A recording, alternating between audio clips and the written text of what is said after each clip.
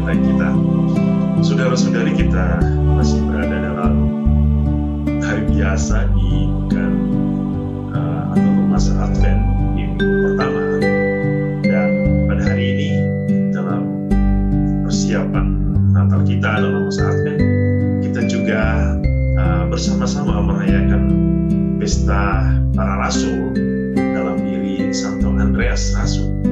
Dan kita ingin hari ini bersama-sama merenungkan bagaimana misteri kemuritan dan juga bagaimana misteri kemuritan itu bisa kita hubungkan dengan misteri persiapan kita dalam masa Advent.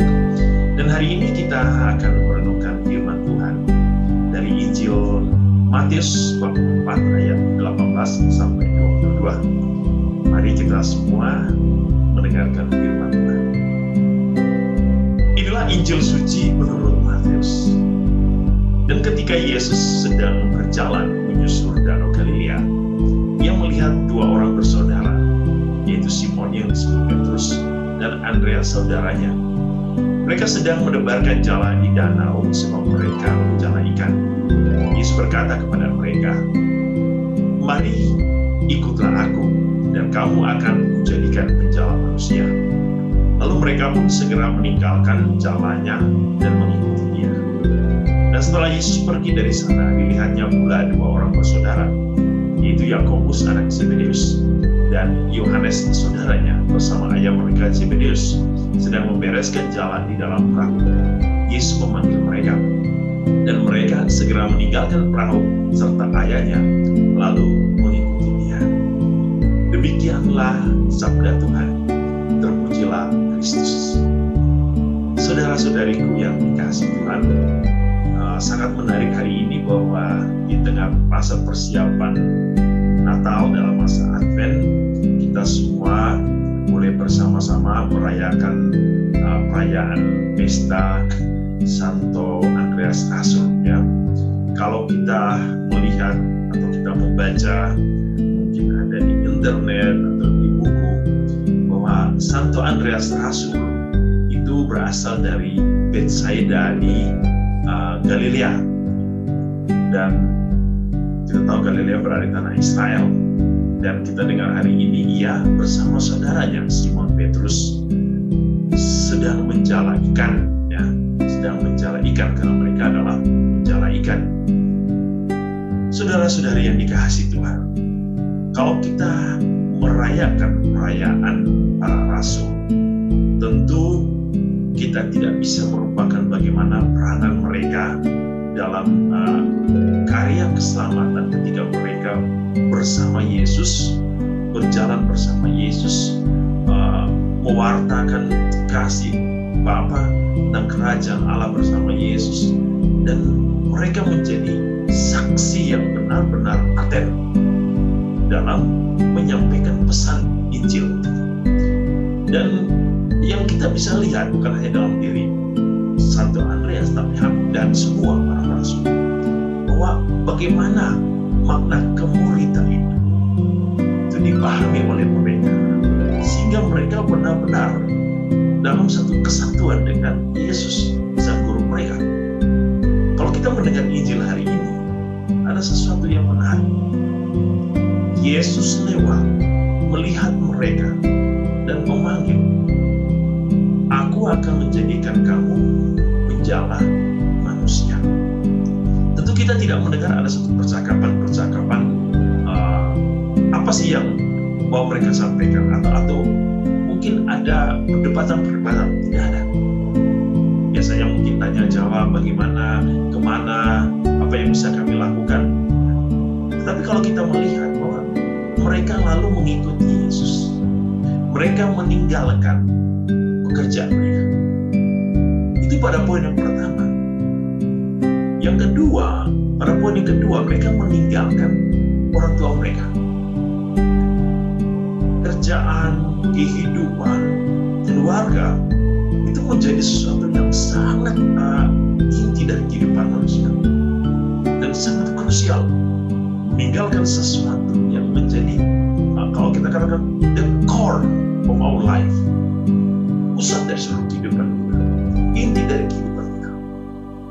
Dan mereka meninggalkan dan pergi mengikuti Yesus, dan mereka tidak tahu apa yang seharusnya mereka lakukan. Apa yang kita bisa lihat dari makna kemuridan?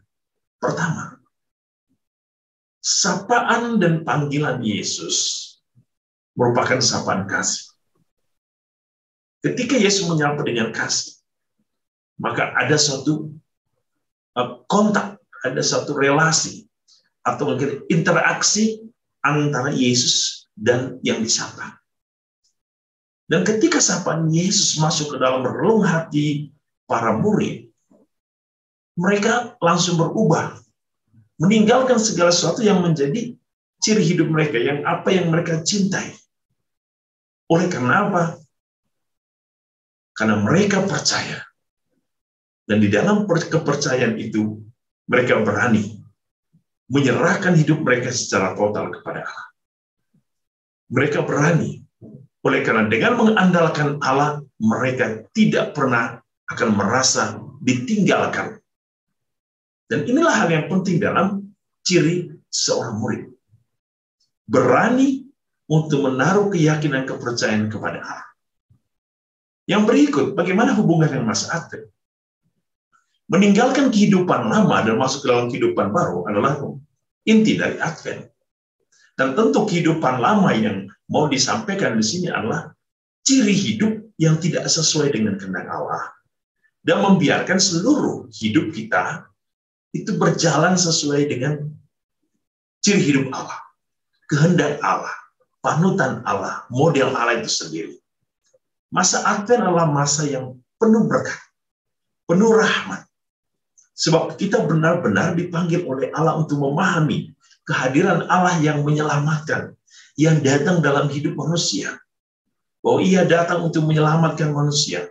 Ia ingin lahir di dalam kehidupan kita, agar kita kembali dilahirkan baru di dalam roh.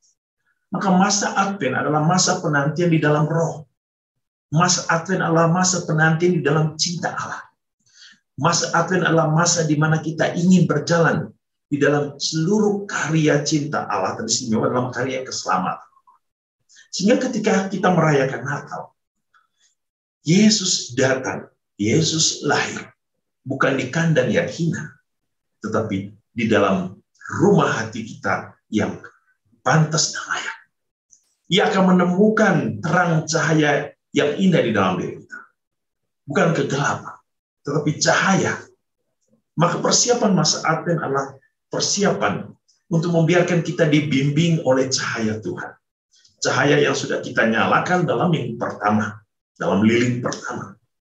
Cahaya harapan. Pengharapan bahwa Allah yang datang memberikan kita kehidupan yang indah, kehidupan yang layak sebagai putra-putri Allah, bukan sebagai putra-putri dunia yang dimana ada kegelapan, ada penderitaan, tetapi kita ingin hidup di dalam kemuliaan dan cinta Allah, cinta yang mempersatukan kita dengan Bapa di surga.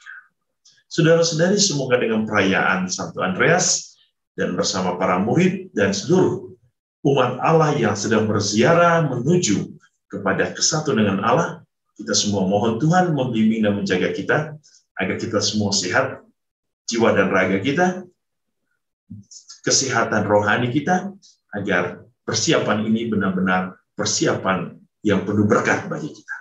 Tuhan memberkati kita dengan kasih dan berkat-Nya yang berlimpah. Dalam nama Bapa dan Putra dan Roh Kudus. Amin.